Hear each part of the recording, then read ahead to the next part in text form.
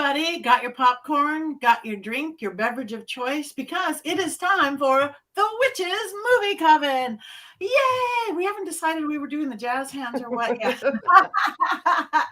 Where witches talk about movies and witchy witch movies. My name is Patti Negri. I am one of your hosts. Thank you guys for coming.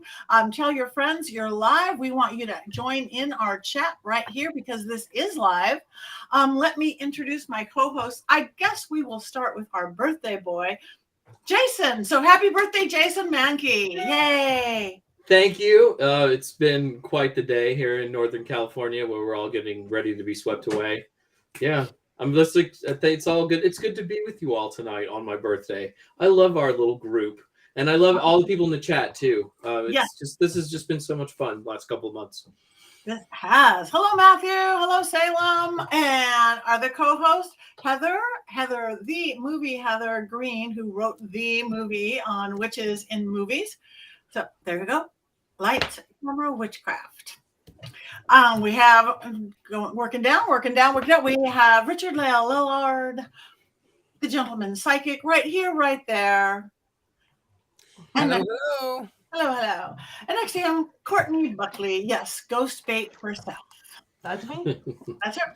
And of course, we all have Black Phillip. Have you guys ordered your merch yet? Your Black Phillip t-shirt, your Black Phillip hoodie, your Black Phillip itself? You're Roku. Because it's the time. I think it's cold everywhere. It's cold in California. I got to get me my blanket, my Witches Movie Coven blanket. Mine just shipped. I'm very excited. Oh, good. I ordered it a while ago, but now it's back. Yeah. You can't rush these things. Good things come to those who wait.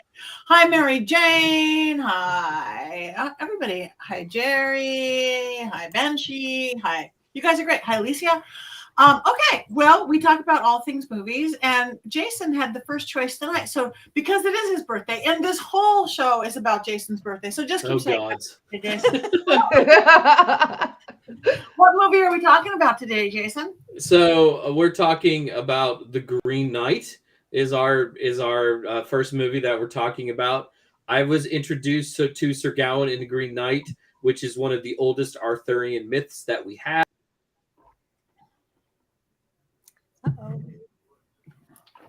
In the 10th grade, and I've been visited, gotten put on hold, pandemic, and it was the first movie I saw in the theaters other than Spider-Man, because you can't miss Spider-Man.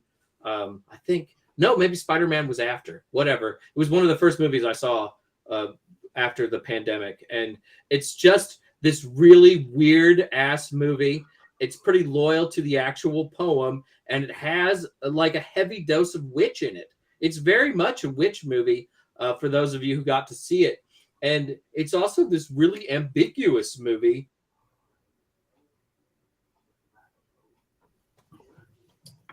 We're losing him. A lot of people think it has a fascinating, weird-ass film. And it's hypnotic. It's just hypnotic. It certainly is. And it's very witchy because, I mean, in the opening scenes, the medallions, everything they're wearing, that's why I wore my biggest earrings. It's like, look like the movie. So why did you pick this movie? Just because it's a weird-ass fabulous movie for your birthday? Because it's new? Because it's... I didn't think that the rest of you had ever seen it. And so I thought if I got to pick it, like, this would be the only way like that we would watch it is if I got to choose the movie. And I mean, it does open with a witch. Sir Gawain's mom is a witch, and she casts the spell that brings the Green Knight in because she's trying to get her silly son to grow up. So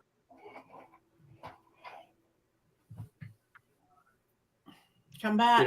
There's a witch in the Celtic myth and Arthurian legend, and it kind of plays into how a lot of us do witchcraft. So it just seemed like the right thing to do. Good. Yeah, that beginning ritual was great with the circle and the bones and the skulls and the bearing. I was like, oh yeah, this is gonna be a good crowns with the halos. I was in love. Yes.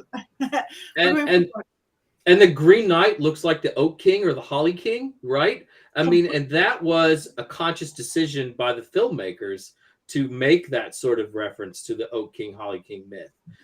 Oftentimes people like to say that Sir Gawain in the Green Knight, the original poem, references that myth, but the myth is actually a lot more recent than that. The myth itself sort of draws on old folklore, but it wasn't a myth that those people had. But they intentionally kind of put it into this movie, and they gave it that kind of look, which I just think is so cool. It's great when witches and pagans are influencing Hollywood, and I think it really comes through in this film. Yes, I do. I have to admit I have not finished it yet because it's not the fastest paced movie, which I don't mind. I don't mind slow paced movie. What my normal 3 a.m. movie watching after like a 20-hour day, I was like, I can't keep awake. I can't keep awake, under my tent cover. So I was trying to watch it between clients and work today. So I haven't finished it, but I don't mind spoilers because I watch it anyway. But I'm engrossed in it. I'm engrossed in it. But Heather, you are our movie expert, the book expert, but you are not engrossed in it, correct? You are going to be our naysayer today?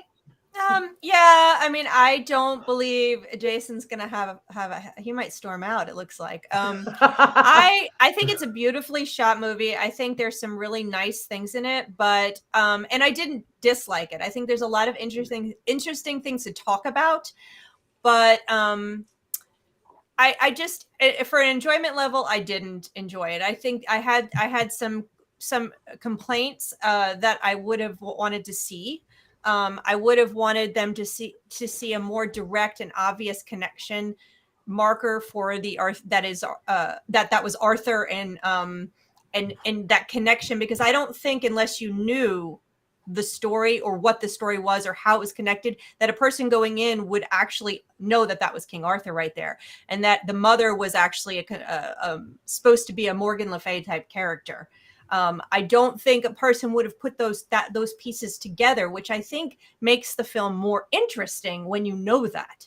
I think it's invariably has a lot more depth to it when you know that it has a connection to that. It didn't have to be obvious, just a little bit more to make that connection. That bothered me. And I just, it was ho-hum for me. I think it was beautiful. And I think there was a couple interesting pieces. And one of the things I wanted to bring up with regard to an interesting piece, and you may have noticed this, is that when he's in the castle towards the end, and she paints the picture of him and hangs it upside down, that's a tarot card. That is the Hanged Man, and he is stuck in that place and not moving and not progressing on his process, on his journey at that point. And I said, oh my goodness, look at it. We have the image of the Hangman. And I would like to go back and watch the film again. I made the connection between the Holly and Oak King. I would like to go back and watch the film slowly and watch for other esoteric and occult imagery that was subtly placed within the story. That is more interesting to me than the film as a whole, as entertainment. I will say, Heather, I did see one of the occult, Patti brought up the star, the pentagram, but what I thought was really brilliant was when he beheads the Green Knight and the camera is above, now the pentagram is inverted. I thought that was quite brilliant too. I think they're throughout. I think they're subtle, and I think you have the obvious one with the pentacles and that are all over. You have that as an obvious thing. But then you have, he's holding a holly branch when he walks in, and he looks like the Oak King. And that immediately, from my mind, triggered Oak and Holly King, like Jason said. And then you have the inverted pentacle. You have the obvious hangman imagery. So I think there's these subtle occult things that play out throughout. And I think that's the most interesting part of the movie. So I have to pop in and Heather, as I love you and I respect you, I did not know the story beforehand. I didn't know the story, and I got it. I got what was happening. I got who that was. It took me a minute. At first, I know roughly the story of King Arthur, but I guess I knew maybe enough. But I was able to, when I first saw them, I think it was when he handed him the sword, and everyone was like, "Oh, he's giving you his sword." Okay, that's. Because they had mentioned in the beginning the sword out of the stone, so it's Excalibur, and then that was oh, okay. I think that's when I started to figure it out. I didn't know the background story at all. I had never read the poem that it was based off of or anything like that. But I think that that's the beauty of A24 movies for me. And I've said it before and I'll say it again. This studio does amazing, amazing, amazing work, but it's those subtleties that they put into the movies that make them amazing. Like the cinematography is incredible, the sound is incredible, the you know, not just the scenery, but like the way that they pipe in, like, you know, background sound, not even just the music, sorry, but the way that they pump in the background sounds. I think I loved it for that, because I haven't met an A24 movie that I haven't loved yet. It wasn't even the weirdest one I've seen, even though it was really weird. But for me, it was like I was engrossed in all of the things, and I was engrossed in the story, and I feel like I missed a lot of the subtleties, which is why I think it is a great movie, I think, for a rewatch, because I'd like to go back now that I'm not like hooked on the story and waiting to see what happens and look for all those things. I did see, like Richard-Lael said, that in the inverted pentagram, I missed the Hanged Man.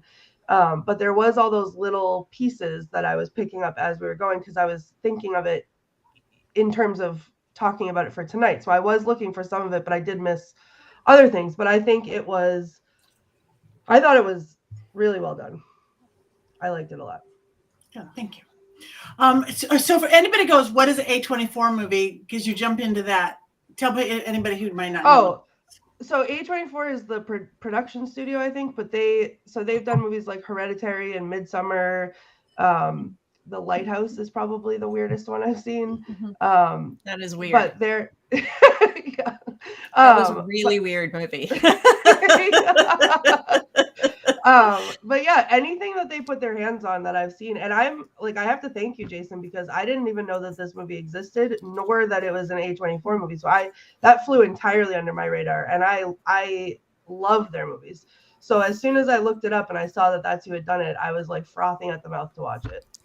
It almost feels more like a little art house movie than anything else. I mean, it's so wondrously weird, and it is slow and plotting, but it's a sumptuous slow and plotting. There's so much to look at on the screen. There aren't a lot of characters, but while you're watching it, you're trying to like put all the characters together because they kind of overlap in several ways. Like one actress will play a couple of different people. It's just a fascinating little puzzle box, and you can interpret it in various ways when you're done watching it. Like, oh my God, he's a failure, or maybe this did work out. And I loved that comment about how Sir Gawain is like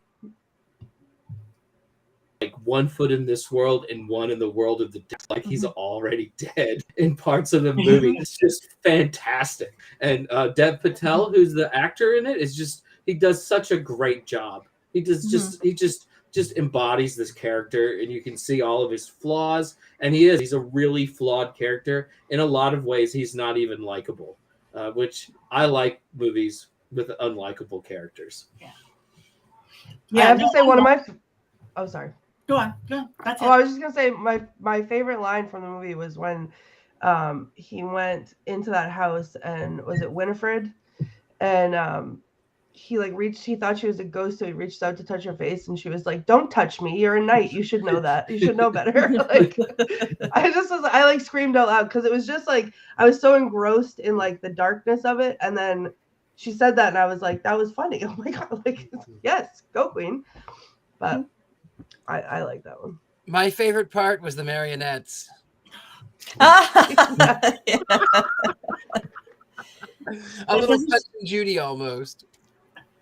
Yeah, that's exactly Punch and Judy. I watched that, Richard-Lael. I thought, marionettes like Richard-Lael. Fellas over here. I just assumed Richard-Lael would like this movie because it's sort of a sad Christmas movie. It was great. It was. I enjoyed the fact that it took place on Xmas. I thought it was brilliant. In the poem, it takes place New Year's Day, which is a subtle thing. But as a fan of the original source material, that did make me a little bit sad. Like, if you can't be true to a 14th century poem, what can you be true to? From what I understand, there's a lot of things that they they weren't true to. But Yes. I don't think when you're adapting anything, whether it's 14th century or whether you have to make it so it's a film, so it works as a film, so people are going to want to sit in the theater, and so that 21st century people are going to want to watch the story. So you have to change things up. And capture the spirit more than anything. And I don't know, because I don't know the poem. I am not a scholar of Arthurian legends, although I have some good friends that are. And I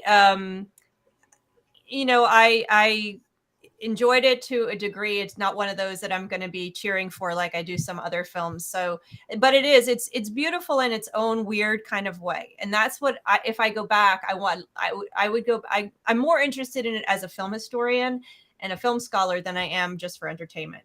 And I think going back and looking at the text and looking at the imagery alone and finding those occult things would be really fascinating. I almost wanted to do that, but I couldn't. Wait a minute. Is there any other tarot cards purposely placed within here? Are there you have the crowns, the circle crowns. I mean, there's things that are there. I know they're there, and it's spotting them, Easter eggs, so to speak. When he's in the forest, he has the face of death. So there's the death card. So I would assume maybe that would be another tarot reference. Yep. I'm thinking there's more than, and as soon as I saw that one imagery, I'm like, whoa. Now we're talking about there's some depth to this that needs to be more investigated. It's not just another retelling of that Sir Gawain story. There's a lot of little things, and that's what you expect from this type of these producers and this director and this thing. That's because that's what the other films, like Courtney said, they're weird and they have this strange depth to them that sometimes you get and sometimes you don't. I think that's the beauty of them, honestly. Like, that's how all of the films for me have been. There's those subtleties that they just put into everything that is up for interpretation, however you want to interpret it. And I agree it was slow, but I think being as big of a fan of those string of movies as I am, that slowness to me didn't feel like I was going to fall asleep. It felt like it was feeding into the anxiety and the anticipation of the rest of the movie. So it was like, even though it was rushing through the year, we didn't watch him go through that whole year. It was still like, I can feel it in my body already, just like stretching it out and like holding my breath and waiting for the next thing to happen. And, oh my God, what is going to happen? And, thinking, oh, this went this way. Like when he was, he was robbed and he was tied up on the ground. And it showed him with the death face. I was fully like, oh, he died right there. And the rest of the movie is going to be, just his afterlife or whatever. But like, that's what I look for in those. Like, I try to find those little plot twists. So that's what I was focused on the whole time, was finding those things. So I don't know. I think I liked how slow it was because I feel like it built it up better. I want to be clear, is that it's not the pace of the movie that bothered me at all. Like that, I not at all. A slow movie is not a problem. If it's gripping, the story's there and the imagery's great, you can sink into the imagery in the moments it's taking to move to another shot. I mean, if the imagery's good. So that was not I just, entertainment wise, I just was like, okay, I see what this is doing. But again, I think there's Easter eggs in there that are really fascinating that give this make you want to have a second look at it from that perspective. So yeah, it wasn't the pace that was my problem. I don't need a fast-paced, Rambo film to be entertained. Dear Matthew in Salem, he made a really good point that the slowness is like a millworking. How you were even a millworking is one of my favorite practices to do, where you're building and you're building and you're building of the energy. But thank you, Matthew, because that's it. The slow pace, it was a build, how Courtney said, but to take it into the witchcraft, it was very much like a millworking. I like that. Now, our producer Rob just put up here is the way Arthur holds his hands, which he did that very handy thing. Is that possibly a card, or how a king stands in one of the when he holds his hands? I didn't know if it was a card, but I think King Arthur in this movie sort of represents, as he gets older, the decaying of his kingdom and Camelot, because it feels like this is a kingdom that is peaked already, and everything is sort of coming down and on the down low. And as Arthur and Guinevere age, everything ages with them, and it sort of breaks down. And they're sort of representative of that. I might, it's one of those things, maybe I'm reading too much into it, but it reminded me of sort of like that idea of the divine king or something. You have to die every once in a while for the kingdom to thrive, right? Your leader has to be ritually killed, so to speak. So delightful, so charming, so chilling. Yeah. So killed, and I'm not a scholar. I'm going way back onto the chat room. I'm not a scholar of the poem or knowing the poem or anything like that. But Mary Jane, our friend Mary Jane King, said that the poem is true at carrying the holly and looking like the Holly King. So that's within the poem as well. So the one thing is, that's not what I hate. Hello, lovely director. Because I'm like designing new postcards now with our producer Rob. The movie cover, the poster did not represent the film at all to me. It looked like I'm going to wait for like Batman or Superman. Yeah. Yep. That is so not what the film represents to me. The font, the pictures, the colors. It's like, what? Yeah, I would very never different. That film. Thank you, Jason. I love that. I would never like scrolling through Showtime. I'm apparently very weird. I mean, I knew this film was on my radar for a year before it came out. I remember looking at the first trailers and going, "Oh my gods, I cannot wait!" And they're.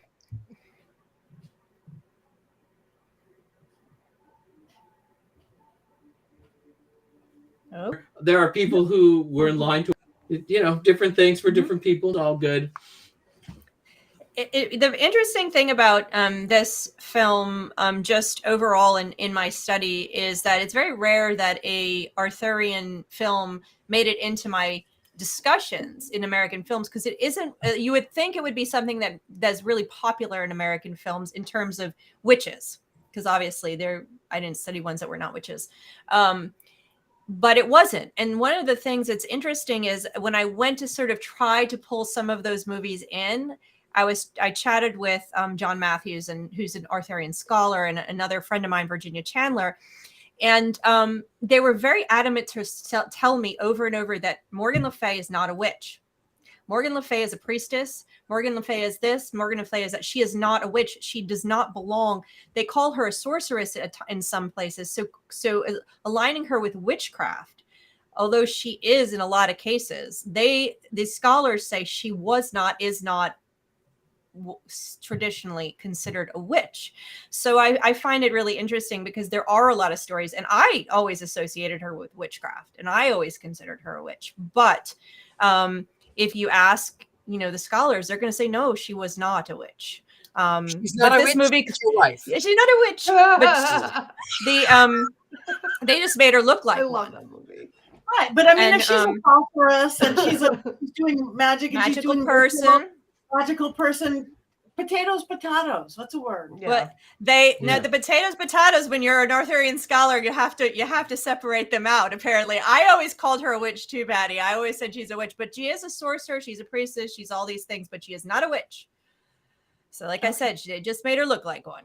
And in this movie, though she is called a witch, they use the word in this movie. That's interesting that you bring that up, Heather, because I'm trying to think of Arthurian movies, and there aren't as many as you would think for something that's in the public domain.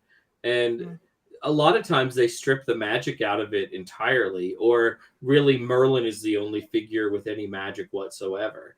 And and it was really nice to see one of these movies with the magic like up front and really prominent. Yeah, and I would have always said that Morgan Le Fay is a witch. Like, use magic stuff. That's witch enough for me, I think. Okay, so everybody's commenting. I love it. You guys, thank you that we've got from Robert Hicks, Morgan Le Fay is technically a fairy, as her name is Le Fay. There you go. Morgan Le Fay is associated with the Druids. Druids are witches, right? I mean, technically. So anyway, I've loved you guys. Keep giving us your opinions, whatever they be. Monty Python, anyone? You know, I was. I think there was say a that reference. this movie does remind me of Monty Python and the Holy Grail in some ways, because you can see that they did not have a giant budget to shoot the film, and it shows up. I mean, there's the very limited cast. There's a very limited sets. And in places, it really did remind me of the Holy Grail, which is not a bad thing, because that movie is great in its own way. No, it's great. And, you know, there are sort of witches in that movie. Sort of. I mean, at least they we made know it look like one. Yeah, at least we know how to find out how, you know, what witches are, thanks to Monty Python and the Holy Grail. Exactly. Absolutely. Mm-hmm. She turned that one guy into a nude, I believe. He got better. Yeah, he got better. I've got 2 people voting her as a fairy now. Haley, her Irish mythology, she's a fairy. So, fairy, witch, priestess, sorcerer. That's one of the great things about Arthurian myth, though, is that it's always been so adaptable and so flexible, and you can write new stories with it. You can find different takes on it. I mean, that's what made the Mists of Avalon so powerful. I mean, you had the sort of the original story, and then Mary Zimmer Bradley took it into an entirely different place and made it really resonate with modern witches and modern pagans. You know, growing up, I thought that was like one of the most important pagan books anyone could ever read, right? I read it twice. Yeah, I read it twice, and it definitely was influential and inspirational for me. That particular book, I just gave it to my daughter actually to read it, and I think also one of the ones that I hear about a lot and also get asked a lot, did you talk about this movie in your book, is Excalibur. Not a US movie, which is what I always say, but there was a lot of magic in that movie, and including Morgan Le Fay and Merlin. And that one is overdone, dark. There's a lot of bad things you can say about that movie, but there's just something about it you gotta love. And a friend of mine and I dressed up like Merlin and Morgan Le Fay for Dragon Con a few years ago, and that was quite fun. walked around dressed up like them. So that's another one that's pretty popular. And then, of course, there's Sword in the Stone, the Disney version, which came out in the 60s. Oh, Jason, just take a deep breath right there. And I love Disney. And Madam Mim.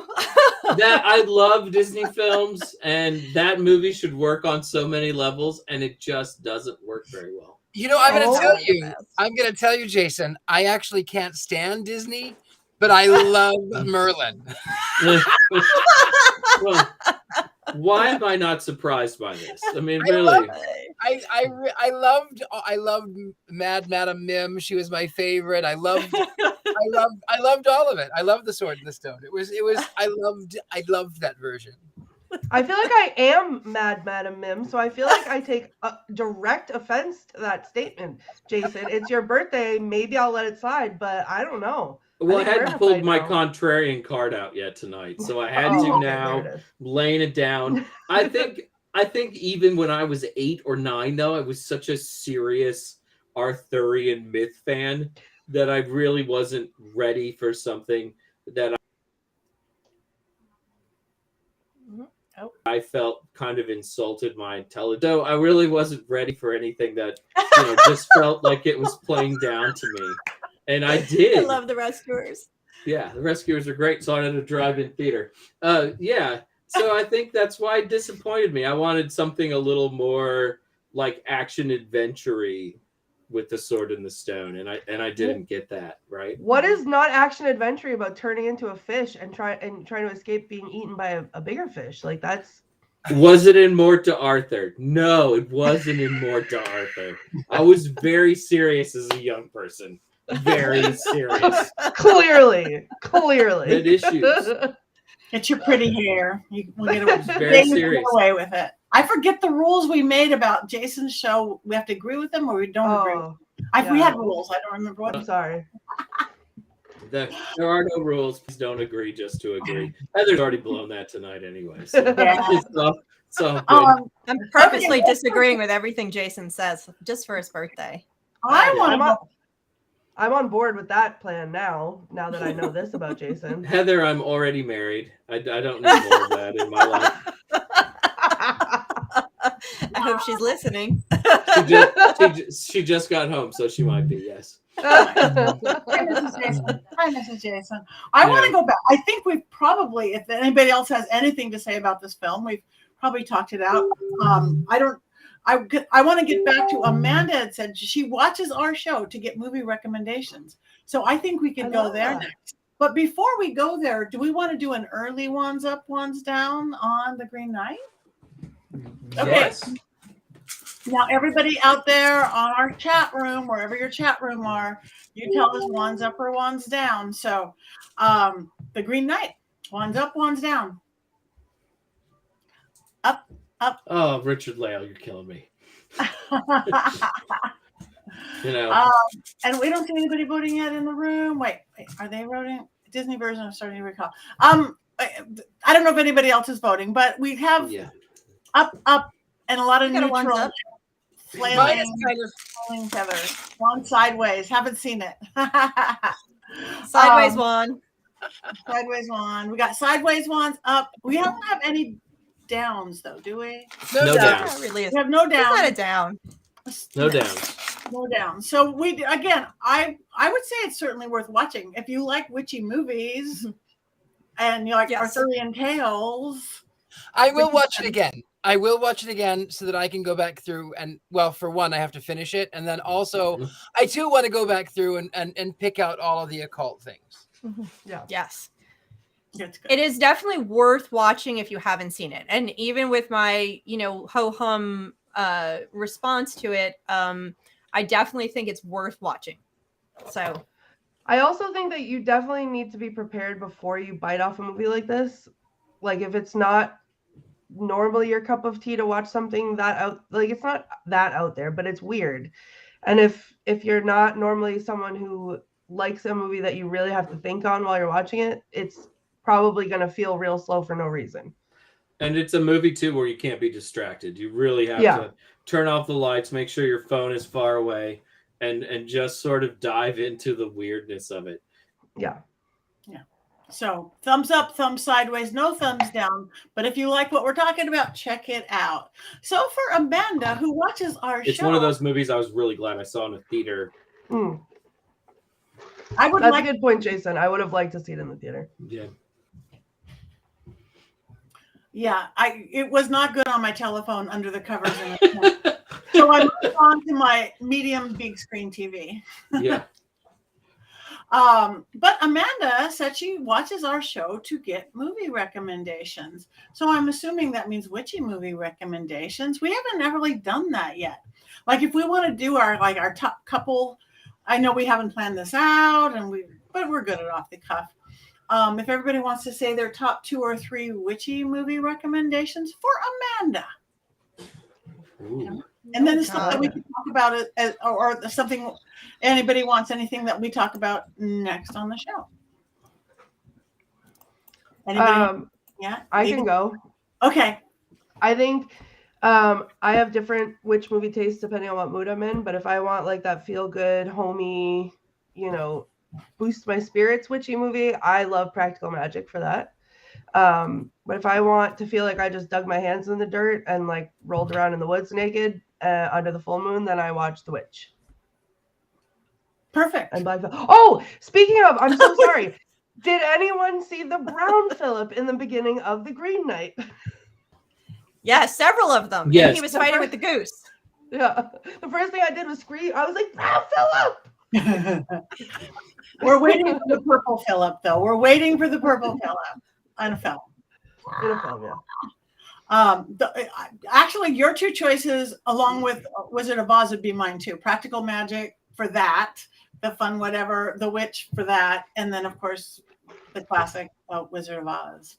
So yeah, I can't get too creative. Somebody get creative beyond that. I have to tell you, it's going to come to no surprise. My favorite witch movie that I watch over and over and over 1,000 times is The Addams Family, both 91 and 93. Those are my 2 witch movies. So I'm going to throw out some weird ones. My first one is a documentary from 1970 called Legend of the Witches that features Maxine and Alex Sanders. If you want to know what the occult world looked like 50 some years ago. God, I feel really old right now. If there's a DVD version of this just released recently with a lot of features, and it's really cool. And what's the name of it again? You're kind of frozen in and out. So you guys, it's not you, it's Jason. And we don't think of it as a witch movie. Legend of the Witches from 1970. And it's a documentary that has Alex and Maxine Sanders, who at the time in England were the world's most famous witches. And it's really worth checking out. And there was a new release on DVD/Blu last 2 or 3 years because it had been out of print for a while.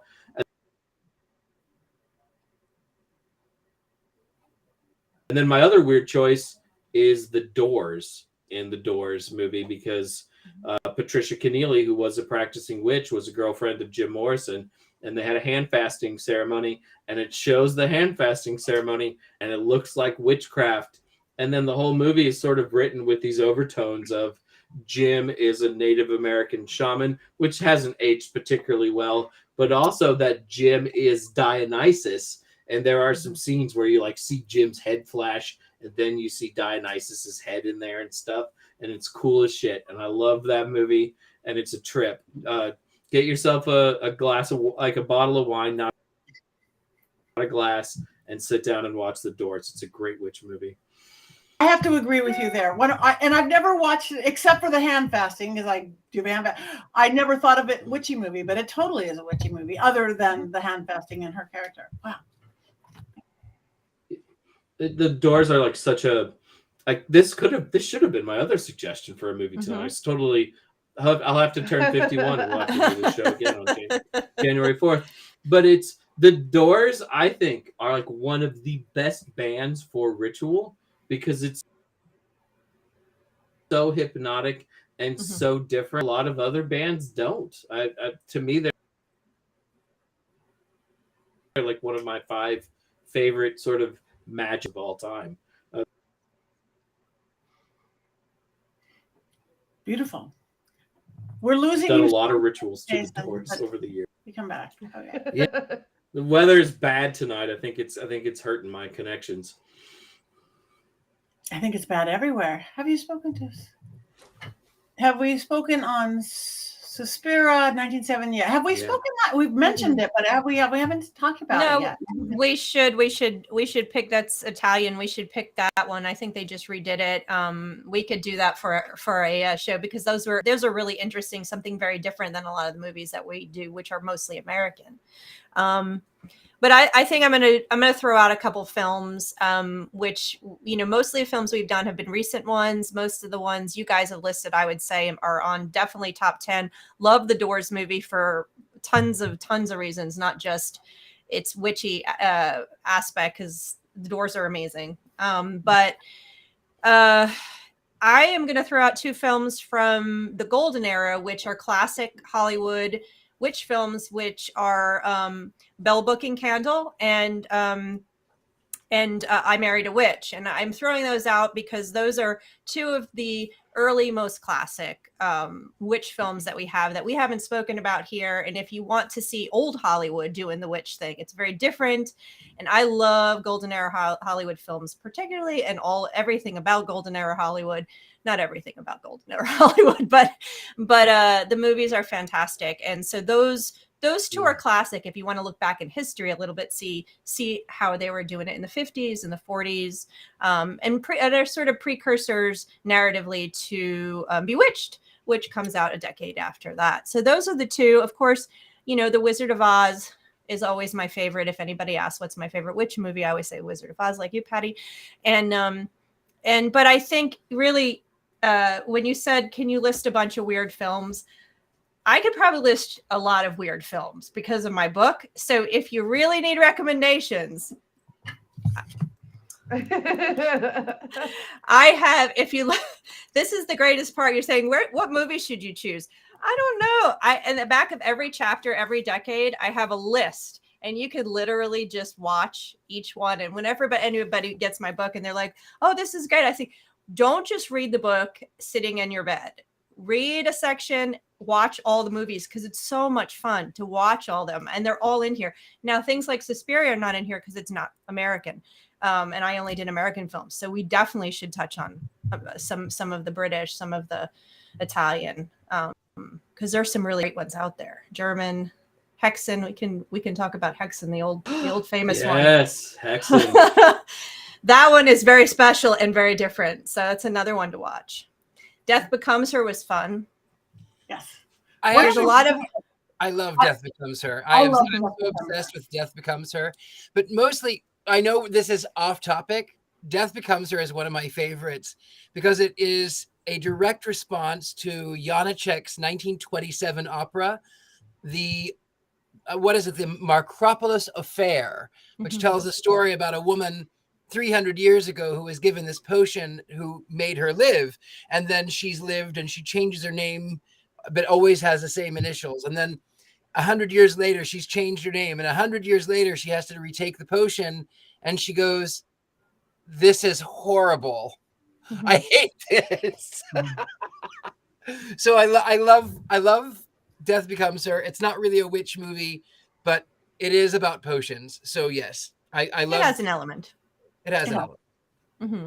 Yeah, that was it. And The Secrets of Roan Inish, someone said too, is a great movie. I haven't seen it in years, but I remember loving it. That was a really, really great film with Irish lore. So that's good. Selkies and stuff. Another great one. Our producer says The Nine Gates. That's a really good one. I really did. I enjoyed that one. The Ninth Gate, I think, was with Depp, right? I think that one was with Depp. I like that one a lot, actually. Yeah, and more recently, I see someone says The Love Witch. The Love Witch is 2016. That's a really interesting indie film to watch. There are and who said it? They said from the 70s. She captures a 70s feel, and there are a lot of great 70s witch films, but those are great. Oh, well, how could we not even, if we're listing great witch films to watch, how could we not say Rosemary's Baby? You're talking about 70. I mean, that the original Rosemary's Baby, not the one in the 2000s, is absolutely, well, there was, but we don't talk about it. No, like people tell me there was a fourth Indiana Jones movie. I don't. The Rosemary's Baby and Carrie are two of the most brilliantly made witch films of the 1970s, or 68. We're counting that 70s, whatever that period of time. So those are another two. But absolutely, hands down, down. Rosemary's Baby. Actually, that's one of my favorites, and I quote that one all the time. You know, I've never seen it. Hail Satan! Guy is not his father. Correct yourself, Courtney. Correct yourself. That's funny. I haven't seen it yet. Yeah, I assume we'll be watching it soon, and you have talking about it. Seen the original Wicker Man, though, right, Courtney? Nope. Was that the? Wait. Isn't that the? Is the Nick Cage? Nick Cage was in that one, right? Oh. No. That is the original one was 1971, and it's a British film. But is Nick Cage in a movie called The Wicker Man? What am I remembering? He is not. There are people who think that he was in a movie called The Wicker Man. But he really was in a movie called The Wicker Man. It's in that plane with the fourth Indiana Jones movie. These things don't exist. Got it. So I did not see that one then. The bees, not the bees. No, it doesn't exist. And I did not hate that one because it doesn't exist, but I didn't hate it because I didn't watch it. In the Jason universe, Right. Tonight I create my own world. These things do not exist in my world. Can I throw out maybe a controversial? I know it's not movies, but like a TV. Yeah. Maybe controversial take. As someone who grew up on Sabrina the Teenage Witch, I live for the Chilling Adventures of Sabrina. I love the Chilling Adventures of Sabrina, and I hate Sabrina the Teenage Witch. Why is that controversial? Everyone I talk to thinks I'm crazy because I grew up with Sabrina, like the original Sabrina. I think the new take is brilliantly done. Brilliantly done. Way better than Way the 90s. better than Sabrina the Teenage Witch, the TV show from the 90s, had its point. It was a point in time. It lived in a space that it was meant to be lived in. It was, and I talk about that in my book. It is very much placed there. Is it groundbreaking in and of itself? No, absolutely not. Sabrina the Chilling Adventures of Sabrina breaks boundaries, and that's the difference. It's a way better a show, just in what it's doing and how it's filmed. The other one was a sitcom. But I love Sabrina. I love her history, and I would love to do a whole show on Sabrina. We could talk Sabrina, the Teenage Witch from the 60s, 70s, all the way to today. She is fantastic. We should. All her incarnations. Okay, I'm just reading from somebody from John Stark said The Wicker Man was a point of reference with John Voight. I don't know which Wicker Man. A point of reference. John Voight. Yeah. I like Remember, John. remember he there in was the only one. I don't. There's It only was one. not in the original 1971. The only. Excuse me, Jason. The only one. He was not in that one. Not in the one that didn't exist that other people did. There's one Christopher Lee, and that is the only one. Britt Eklund, Christopher Lee. That's it. That's the only Christopher one. Lee. Yeah, music by Magnet. That's It's a Yeah, great. I didn't see that one. the only one that exists. We listed some good films. Yes. You know. So we would love you guys' input. We always say this, and no one ever gives us input. But if you want us to talk about, we really do, like specific films, and we're moving into TV shows. And we even said on occasion we'll move into fun books and plays. I will say too that if when it comes to sort of TV shows, it's not really witches per se, but it feels like witches. If you haven't watched The Sandman on Netflix, you need to watch The Sandman on Netflix, which Really? I don't know The Sandman. Oh, Ooh. Tell us about The Sandman, Heather. Well, I really can't because I only gave it 4 episodes, and then I was like, I thought I'm done. the best show of 2020. The gods have cut him out, Heather. Holy On his crap, birthday, the gods have cut him out. I'm Dick! I like Neil Gaiman. I love that, but I just couldn't get into it. I just felt like it was like overdone. I'm not even getting into this story. I don't know what the heck. It was just I love that Jason is having a bigger meltdown Ari, on his internet. we are done. Boy, Richard-Lael, it looks like you and I are in the same ship tonight. we are in a ship together. We are definitely. We're not afraid to be contrary. She didn't like. It's like, Frozen. okay, he's frozen. Sandman. he's frozen. She's dead to me. So Jason broke up with Richard-Lael last week. He's breaking up with you, Heather. Where's my tissues? Hold on. It's just painful. It's just painful. I'm sorry. And on your birthday too. I wanted to bring up another film. Maybe Jason, maybe you will love this one. Maybe we can reconcile. Another witch film that I really, really, really, really love is Race with the Devil, 1975, with Loretta Swit. Are you familiar with this one? No. It's No. so bad and great at the same time. So Loretta Swit and these other people, they go on this dream vacation in this RV, and they end up out in the middle of nowhere, and these satanic witches sort of stalk them and then get them redirected, and they come back around, and you basically have set the place on fire. Their dream RV is on fire at the end of the film. It's so bad. I love it. Race with the Devil, 1975. I'm watching that one. It's so bad. That's the best kind. All of the witch movies, Richard-Lael, all of the witch movies from the 70s, with the exception of the two we said, are so bad. But that's what makes them worth watching. It's true. I'm watching. Maybe, that Jason, one. maybe if you watch that one, maybe you'll agree with me. Maybe we can all make up if you enjoy Race with the Devil, 1975. He's still beside himself at this point. And Jason is now remaining frozen. The lack. He's still. I was on it. bored. Oh, Fantasy for fantasy's sake. I'm sorry. As And I Tabitha like Neil said, Gaiman, so Gwendolyn I was Christie, surprised. go back, watch the last. Oh,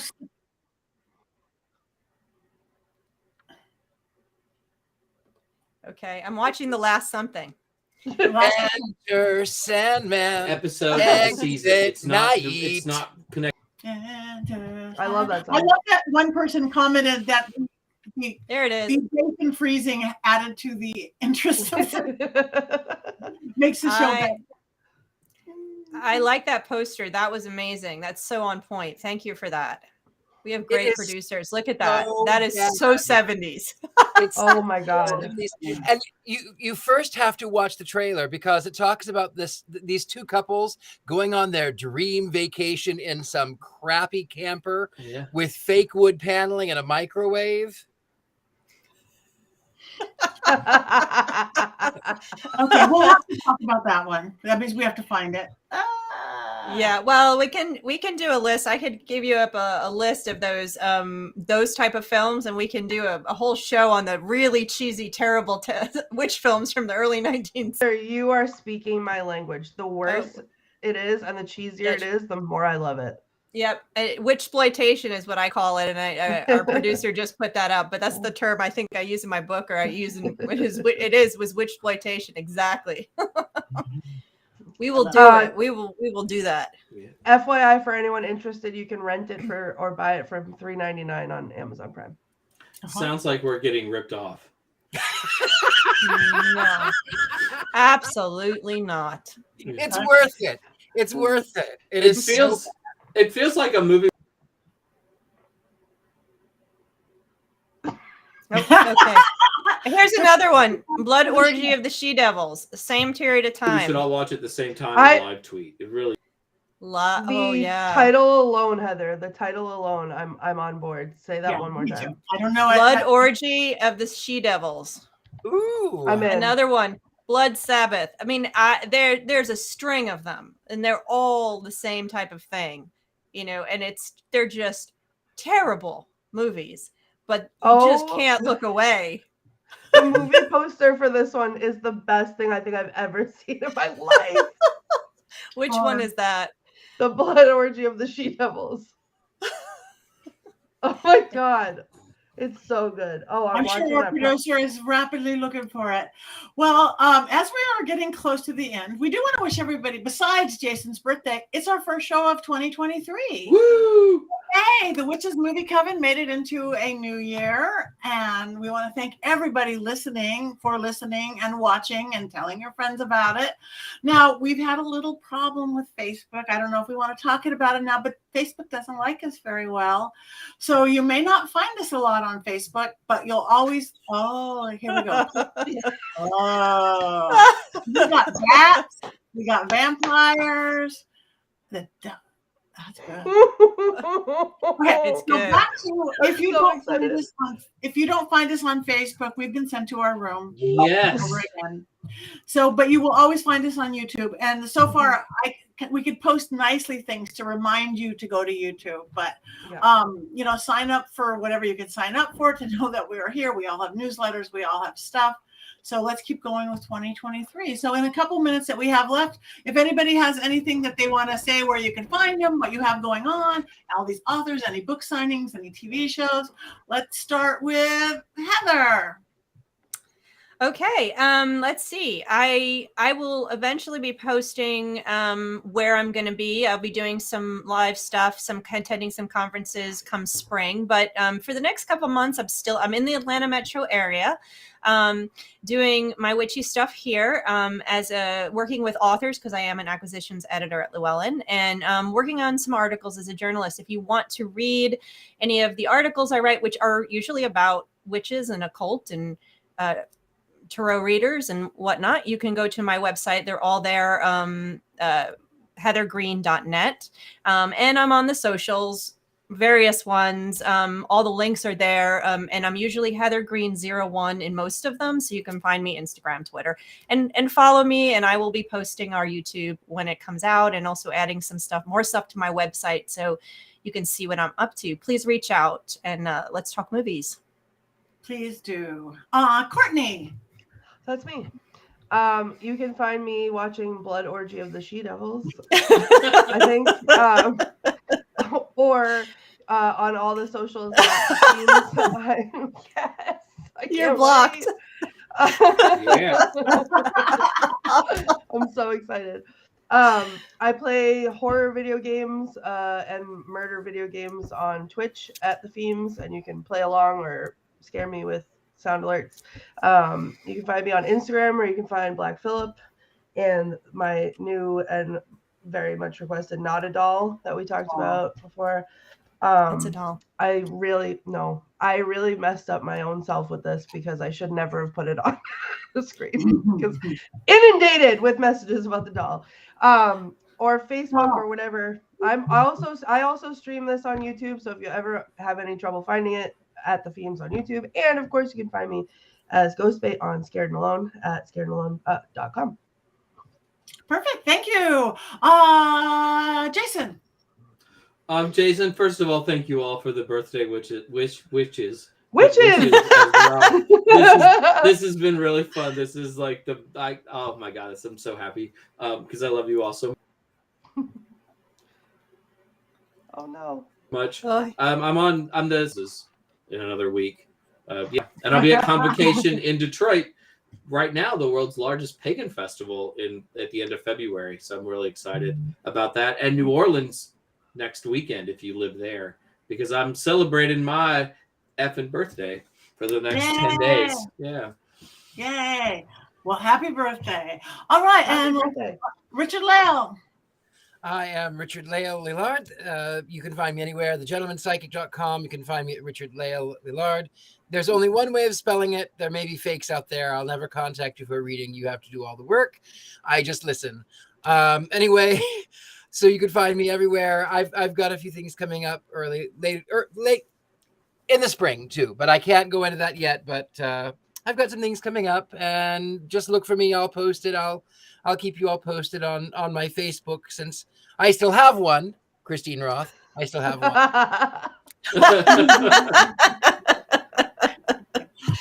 Thank you. And I'm Patti Negri. You can find me at pattinegri.com. All the socials, and like Richard-Lael, those of us who do readings and stuff, there's fake me's. I will not contact you or think you need a reading or tell you I've been thinking about you and I'm going to give you a special. No. I do not, but Patti.Negri on Instagram. Actually, I'm kind of verified everywhere now, finally, but that doesn't stop the fakes. I thought it would, but it doesn't.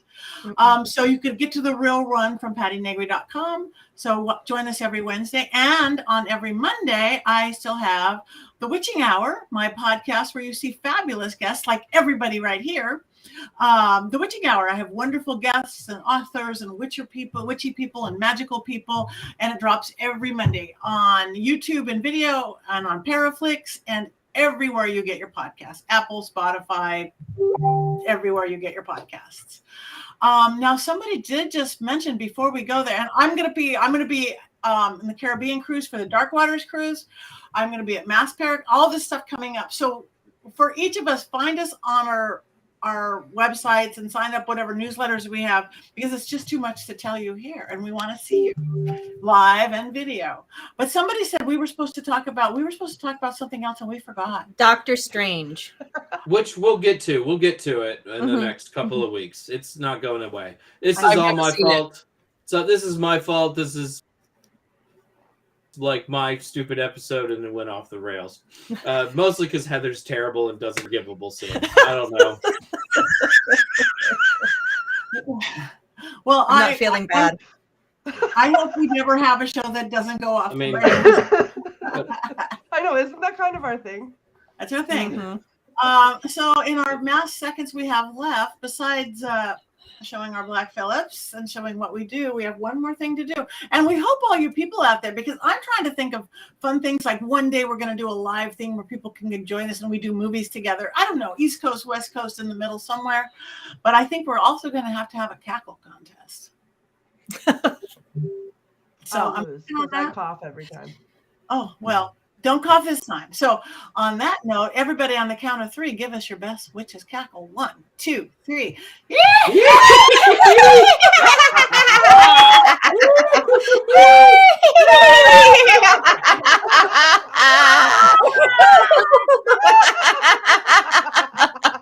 Thanks for watching the Witches movie, Coven.